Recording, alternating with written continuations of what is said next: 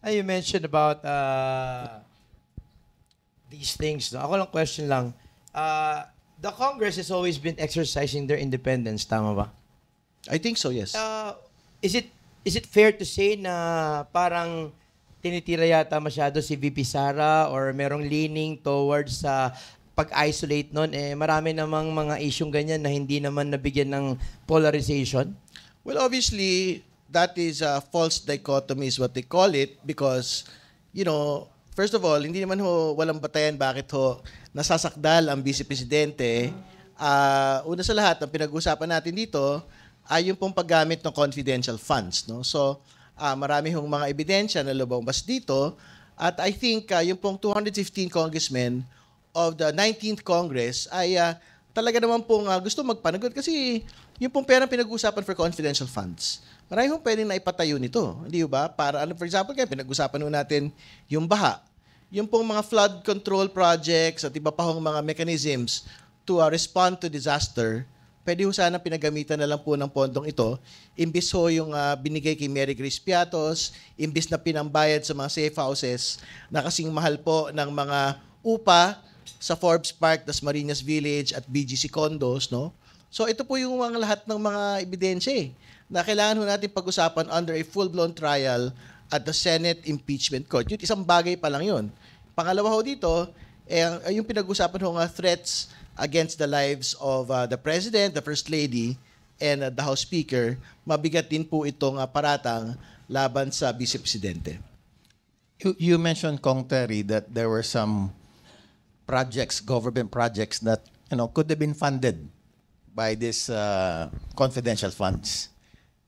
There are some political analyst or political analyst wannabe, Kong Terry, na sinasabi, wag na natin ituloy ito dahil yung gastos ng gobyerno to proceed with an impeachment trial, i-realign na lang natin or igastos natin sa ibang projects that will benefit a greater number of Filipinos than having this process of impeachment.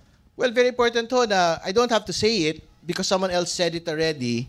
Kasi may nagsasabi doon during that debate of returning and remanding the impeachment articles to the House. No? Sabi, ba't pa natin ito pinagtutuunan ng pansin dahil hindi naman po ito nakakain ng mga kababayan natin. Dapat magtuon tayo ng pansin doon po sa mga aktual na nakakain ng mga kababayan po natin. Pero very poignant po yung binanggit po niya former Senator Coco Pimentel, no?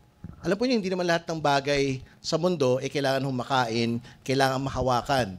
Dahil may mga bagay din mahalaga sa mundo, katulad ng hustisya, ay dapat nating tinututukan at hinahawakan. No? So, Hindi nakakain. At hindi yung nakakain. So, wag nating, let us not delude the public na ang usapin lang po ng pagkain at ang mga aktual na nahahawakan ng kababayan natin ang mahalaga sa ating pong buhay.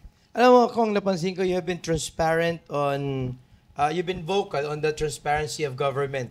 My question is, do you have any proposed reforms regarding the use and audit of confidential and intelligence funds that may be implemented? Do you have any suggestions on how to make it even better than what it is today? Well, very important po talaga na yung pong paggamit ng confidential funds ay akma doon po sa mga plano ng paggamitan nito. So for example, kailangan po na talagang sa mga law enforcement, national security concerns lang po. Ito pong paggamit po ng confidential and intelligence funds. So ang gusto nating malaman sa totoo lang, sa mga non-national security, non-law enforcement matters, particularly agencies na hindi naman po involved sa national security law enforcement, bakit sila merong confidential funds? Bakit nga ba, Kong? Hindi ko alam.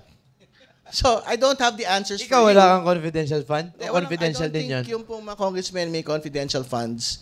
Yung pong mga civilian agencies, dapat wala pong confidential and intelligence funds. Kasi nga, the nature of confidential funds ay basically para talaga yan sa intelligence gathering, para sa mga iba pang mga law enforcement at national security matters. So tulad Kong Terry ng, let's say, Bureau of Immigration, NBI, kailangan po yan ng mga confidential intelligence funds. Pero yung mga tipong Department of Education or Department of Tourism, Office of the President. ay kailangan din yun. So, pero sa Office of the Vice President, hindi kailangan. Kong? I think so. Kasi ano po ba yung trabaho ng Office of the Vice President? At ano ba yung constitutional responsibility po ng Office of the Vice President? Basically, to step in for the President pagka siya ay na-incapacitate, siya po ay namatay at iba pa, no?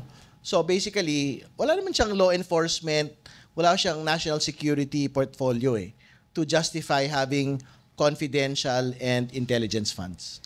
Maybe it was used to become a better commissioner on education. Yeah, but I don't see the relevancy of confidential funds and intelligence funds for secretaries of education or at least mga civilian agencies po natin. You've been part of the newly reconstituted minority bloc in the House. Tama ba yun, Kong? Tama po. How do you plan to strengthen oversight and push for institutional accountability moving forward?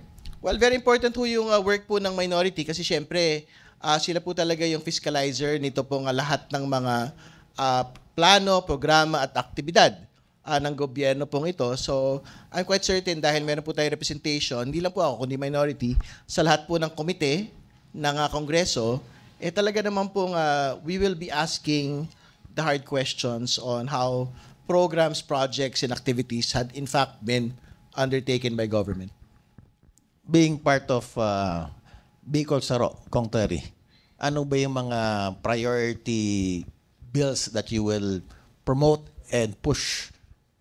Well, yung main campaign platform po ng Bicol Saro ay nailatag na ho natin sa aming unang House resolution, which is basically to call for a high-speed rail for the Bicol region. Very important po ito dahil may pronouncement na po ang ating Pangulo na po yung North-South Commuter Railway ay kasadong-kasado na po at in the next few years ay magiging fully operational. No? So, very important po itong high-speed rail for Bicol, particularly because yung Bicol po talaga isa ho yan doon sa mga pinakamahihirap po nating mga rehiyon. No? Pangalawa, at ang pagkakaroon po ng high-speed rail sa rehiyon po na ito ay talaga naman pong makakapaglikha ng dagdag po investments, dagdag na trabaho, dagdag na mga negosyo sa atin pong rehiyon.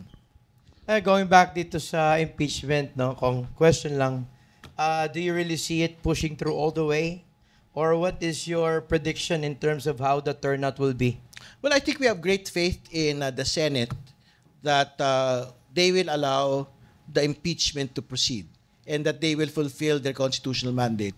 I have great faith in the House Prosecution Panel that they will present their case before the Senate and convince each and every senator judge that the Vice President should in fact be convicted and be removed from office.